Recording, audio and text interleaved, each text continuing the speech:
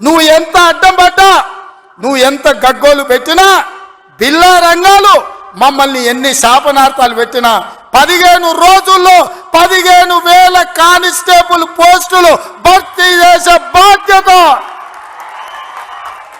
15 రోజుల్లో 15,000 కానిస్టేబుల్ పోస్టులు భర్తీ చేసే బాధ్యత మా మంత్రివర్గం తీసుకుంటుంది.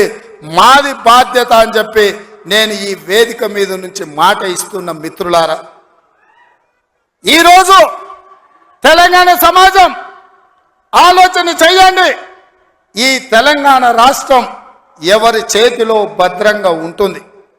ఈ తెలంగాణ రాష్ట్రం త్యాగాల పునాదుల మీద ఏర్పడ్డ ఈ రాష్ట్రం ఎవరు భద్రంగా కాపలా కాస్తారు? ఎవరు భద్రంగా ఈ రాష్ట్రాన్ని అభివృద్ధి పదం వైపు నడిపిస్తారో మీరు ఆలోచన చేయండి. మేము వచ్చే 60 రోజులు కానే లేదు, 2 నెలలు ఇంకా పూర్తి కాలే. 7 తారీఖు వస్తే 2 నెలలు, 7 తారీఖు ఇంకా 5 రోజులు తక్కువనే ఉంది. అప్పుడే 6 గ్యారెంటీలు అమలు చేయలేదంటాడు సన్నాసుడు.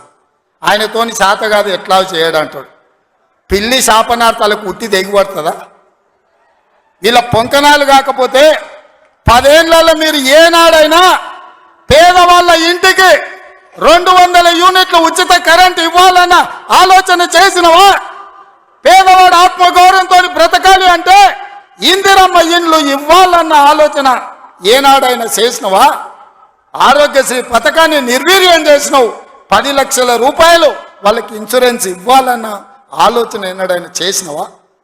ఇవాళ అందుకే ఆడబిడ్డలను ఆదుకోవడానికి 500 రూపాయలకు సిలిండర్ ఇచ్చి ఆడబిడ్డల్ని ఆదుకోవాలి, కట్టెలపై కష్టాల నుంచి వాళ్ళని కాపాడాలి అని తొందరలోనే మా ఆడబిడ్డల కోసం 500 రూపాయలకి ఇంటింటికి సిలిండర్ ఇచ్చే బాధ్యత మా మంత్రివర్గం తీసుకున్నది.